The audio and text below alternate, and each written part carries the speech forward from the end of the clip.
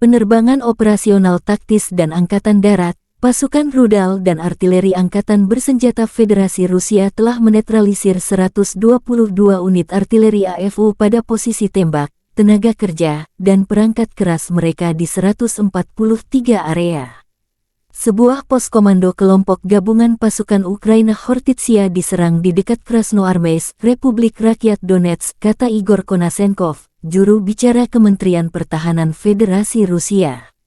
Selain itu, 3 depot amunisi artileri ke-44, Brigade Mekanik ke-43, ke-66 Angkatan Bersenjata Ukraina dihancurkan di dekat Zaporozhye, Cherneshchina, dan Neskuhnoye, wilayah Kharkov. Fasilitas pertahanan udara Rusia menembak jatuh 5 proyektil yang diluncurkan roket HIMARS Ukraina. Selain itu, 17 kendaraan udara tak berawak Ukraina dihancurkan di dekat Lysychansk, Republik Rakyat Lugansk Donetsk, Artyomovsk, Volnovaha, Republik Rakyat Donetsk Pologi, Tokmak, Kutub Gulyai, wilayah Zaporozhye, dan Staraya Seberyevka, wilayah Kherson.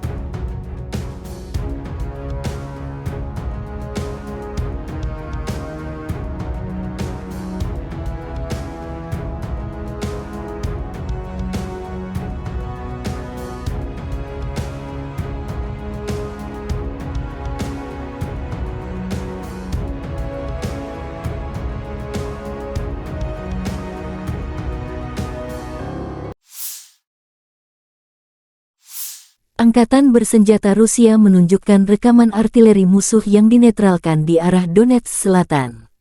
Awak drone mendeteksi posisi tembak yang disamarkan dari sistem artileri self-propelled Ukraina.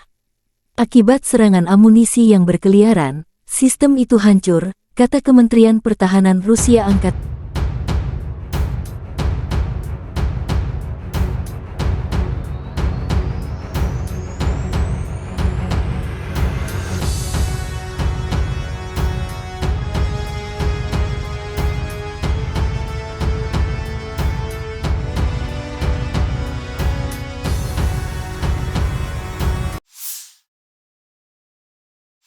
Angkatan Bersenjata Rusia menunjukkan rekaman penghancuran artileri musuh di arah Krasny Liman. Awak helikopter K-52 kelompok pasukan Center menghancurkan beberapa kendaraan lapis baja musuh menggunakan sistem rudal anti-tank VRM. K-52 dirancang untuk misi pengintaian, anti-tank, dan dukungan udara jarak dekat. K-52 menampilkan bilah rotor koaksikal yang khas, avionik canggih, dan pengaturan kokpit tandem untuk pilot dan penembak. Heli tempur Alligator ini menjadi momok pasukan Ukraina selama misi serangan balik.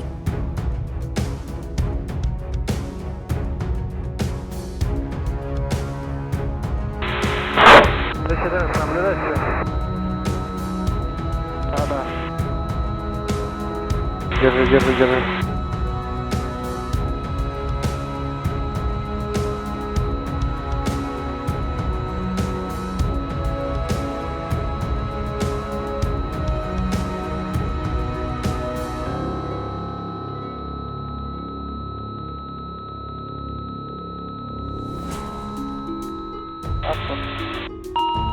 Крен велик. Крен велик.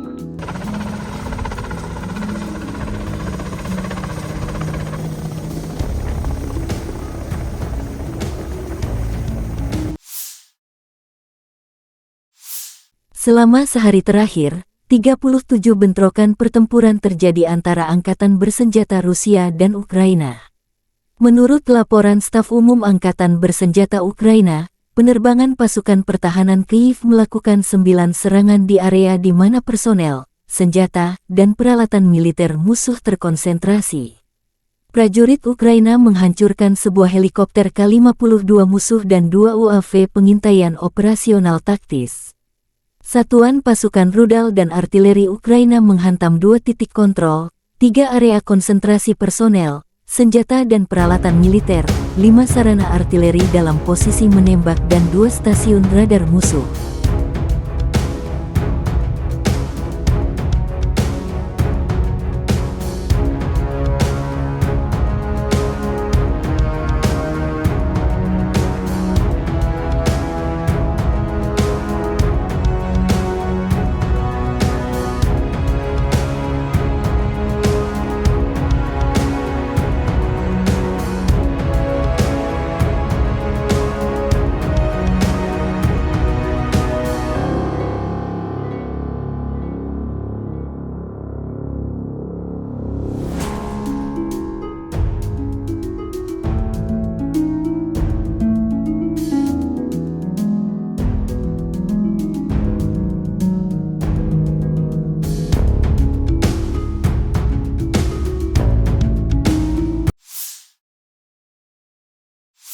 Di arah Bakhmut, Angkatan Bersenjata Rusia melakukan tindakan ofensif namun digagalkan prajurit Ukraina di distrik Andriivka, Kurdiumivka, dan Druzhba di wilayah Donetsk.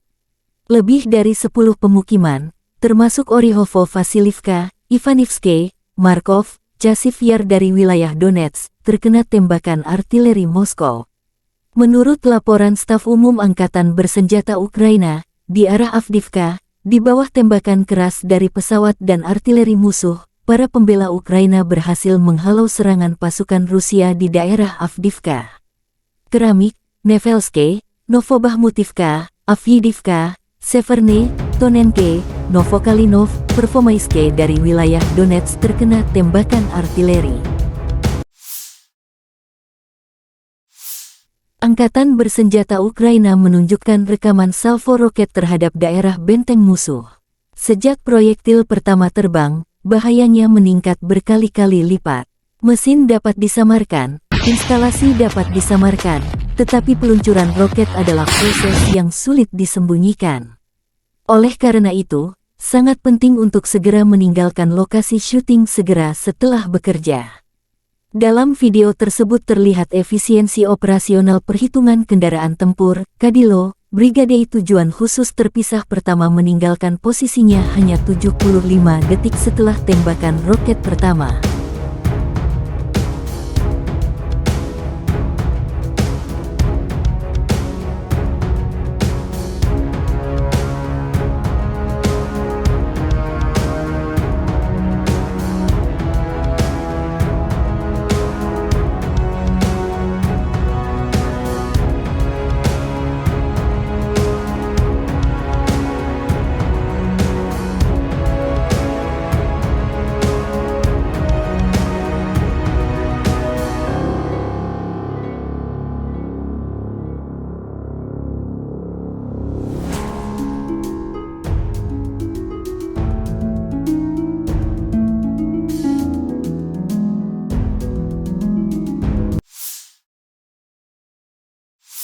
Angkatan Bersenjata Ukraina melaporkan tanggal 8 Agustus Rusia kehilangan total 250.800 tentara di Ukraina sejak awal invasi skala penuh tanggal 24 Februari tahun 2022.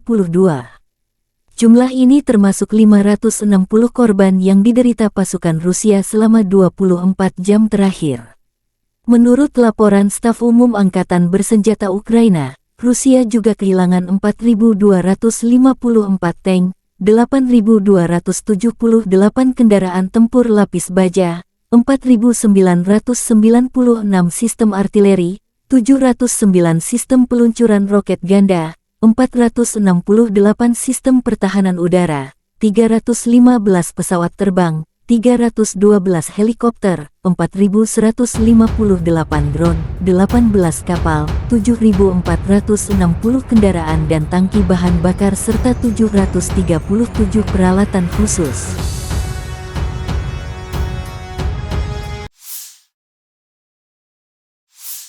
Letnan Jenderal Igor Konasenkov, juru bicara Kementerian Pertahanan Federasi Rusia tanggal 8 Agustus mengatakan, Angkatan Bersenjata Ukraina secara total kehilangan 458 pesawat, 245 helikopter, 5.565 kendaraan udara tak berawak, 428 sistem rudal pertahanan udara, 11.185 tank dan kendaraan tempur lapis baja lainnya. Juga 1.144 kendaraan tempur yang dilengkapi dengan MLRS, 5.803 meriam dan mortir artileri lapangan, serta 12.137 kendaraan bermotor militer khusus telah dihancurkan selama operasi militer khusus berlangsung.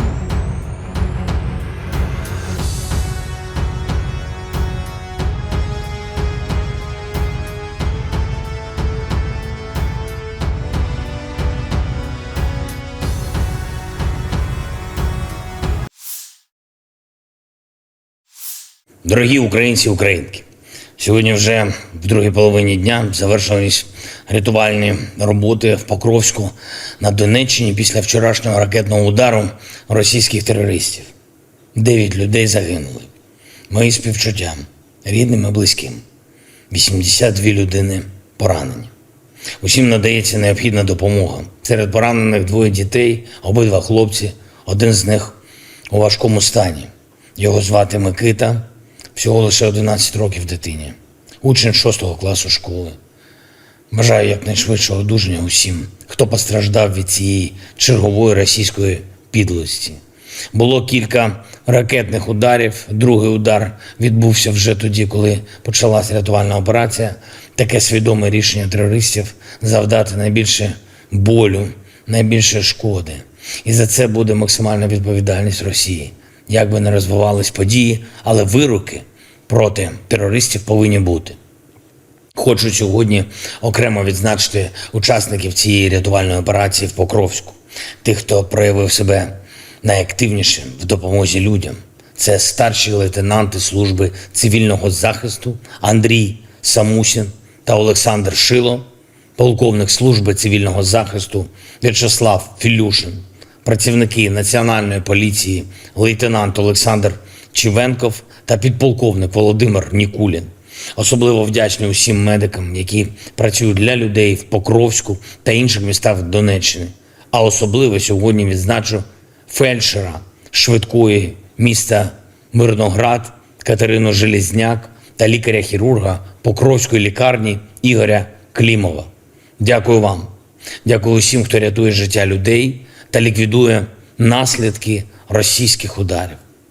Говорив сьогодні з прем'єр-міністром Нідерландів Марком Рюте, і ключове в нашій розмові – це захист людей, захист від російських окупантів. Детально обговорили, як посилити наших воїнів на передовій і дати більше безпеки нашим містам і селам, всій нашій землі. Готуємо нові оборонні пакети. Я вдячний за це і особисто Марку, і всім у Нідерландах, кожному і кожній, хто з Україною. Готуємо посилення нашої авіації сучасними літаками. І саме Нідерланди можуть стати лідерами в питанні про F-16 для України. Важливо, що Нідерланди приєднались до декларації Великої Сімки про безпекові гарантії для нашої держави. І ми обговорили, як саме ці гарантії можна деталізувати на двосторонньому рівні.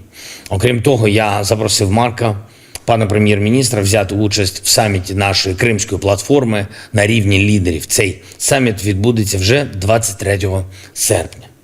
Сьогодні ж провів нараду щодо змістовного наповнення нашої політики повернення саме щодо Криму, його реінтеграції. Очевидно, що після звільнення Криму від окупації туди повернуться і економічні можливості, і особиста безпека для людей, і відчуття реальної свободи, якого там немає вже з 2014 року. Але все це не повинно бути просто абстрактним. Під кожну деталь деокупації Криму має бути конкретний зміст, як саме нормальне життя повертається, що саме це означає для Криму і для усіх наших людей. Це має бути для всіх зрозуміло. Крок за кроком ми робимо деокупацію Криму все більш досяжною і продуманою. Провів сьогодні також нараду щодо нового освітнього сезону. 1 вересня вже дуже скоро, є питання у батьків, у вчителів, є різні безпекові та підготовчі нюанси. Були на нараді прем'єр-міністр Денис Шмигаль, віце-прем'єр Михайло Федорєв, міністр внутрішніх справ Ігор Клименко, міністр освіти і науки Оксен Лісовий. Були представлені їхні плани, зміст очевидний, підготовка укриттів, забезпечення підручниками, фінансові та організаційні ресурси, які потрібні та якими держава може допомогти. Урядовці незабаром представлять відповідні деталі. Ще одне. Сьогодні мав честь привітати наших воїнів, зв'язківців із їхнім професійним днем. Нагородив найкращих 24 людини, які служать Україні в різних підрозділах на різних рівнях. Саме так ефективно служать, як і потрібно. Про війська зв'язку та кіберзахисту України говорять нечасто. Але всі види і роди військ залежать від них, від того, наскільки якісно вони працюють. Бо зв'язок – це один з ключових ресурсів. І я дякую всім, хто якісно служить нашій державі, якісно працює на державу. Завжди має бути результат для України. Кожен день на фронті і в тилу, кожен такий день із результатами наближає нашу перемогу. Як сьогоднішній день з правоохоронним результатом для України, для очищення України. Ми всі знаємо, що наша держава має змінитись, має пройти трансформацію, і це означає, що на державних посадах чи народними депутатами України точно не будуть ті, хто працює собі на кишеню, а не заради України. Кожен такий ділок, як мінімум, піде під суд. Слава усім, хто б'ється заради України. Слава Україні! The armed forces of the Russian Federation continue the special military operation. In the Kupiansk direction, assault groups of the Zapad group of forces, in course of the offensive operations on the White Front, took more advantageous positions close to Alshana of Kharkov region. In the course of active defense actions, 9 attacks and counter-attacks by units of the 25th Airborne, 14th, 32nd Mechanized Brigades of the Ukrainian Armed Forces have been successfully repelled near Novoselovskoye in Lugansk People's Republic and Sinkovka in Kharkov region. As a result of ground attack and army aviation, as well as artillery, enemy manpower and hardware concentration areas have been hit close to Dvorechная, Petropavlovka, Krakhmalnoye and Kupiansk of Kharkov region. The enemy losses were up to 110 Ukrainian servicemen, 3 motor vehicles, as well as 2 D-20 howitzers.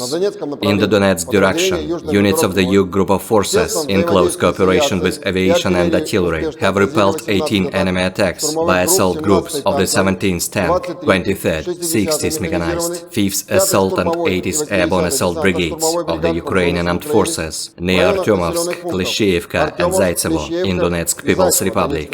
In addition, manpower and hardware concentration areas of the Ukrainian 28th and 54th Mechanized Brigades have been hit near Kurdyumovka and Seversk in Donetsk People's Republic. The enemy losses were up to 210 servicemen, 1 tank, 4 infantry fighting vehicles, 6 pickup trucks and 3 D-30 howitzers.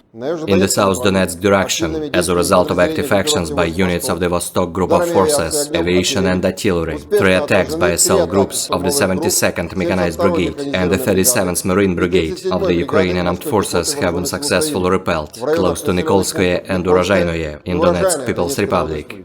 Operational, tactical and army aviation have hit manpower and hardware concentration areas of the 31st Mechanized Brigade, 110th, 128th Territorial Defense Brigades near Staromayorskoye of Donetsk People's Republic and Priyutnoye of Zaporozhye region. The enemy losses were up to 125 Ukrainian servicemen, 8 armored fighting vehicles and 2 D-30 howitzers. In the Krasny Liman direction, as a result of coordinated actions of the units of the Center Group of Forces, aviation, artillery and heavy flamethrower systems, 3 attacks by assault groups of the 68th Infantry, 21st, 67th Mechanized Brigades have been successfully repelled close to Novoigorovka, Zhitlovka of Lugansk People's Republic and Terny of Donetsk People's Republic.